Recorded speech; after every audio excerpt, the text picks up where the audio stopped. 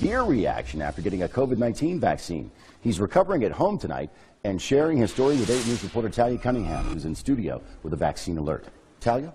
Hey, Juan, good evening. Well, Richard Terrell got the one-dose Johnson & Johnson vaccine earlier on this month. Now, he suffered a severe rash that spread over his entire body and turned his skin red.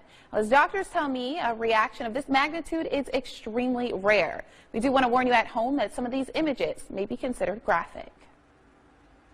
These photos snapped of Richard Terrell's severe reaction to what doctors believe is the COVID-19 vaccine. Yeah, my skin peeled off.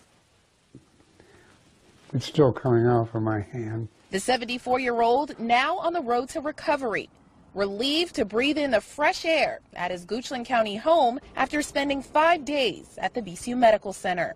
Gee, it just came on so fast. On March 6th, Terrell received the Johnson & Johnson vaccine in Ashland, but 4 days later, I began to feel a little discomfort in my armpit, and then I began to, a few days later, began to get an itchy rash. And then after that, I began to swell, and my skin turned red. This red rash quickly spreading, covering Terrell's entire body. His legs and hands almost unrecognizable from swelling and discoloration. It was stinging and itching. Skin is the largest organ in the body, and when it gets inflamed like he was, they can lose a lot of fluids, lose a lot of Dermatology hospitalist Ethanu Newton is one of Terrell's doctors. She says his drug reaction could have been life-threatening if untreated.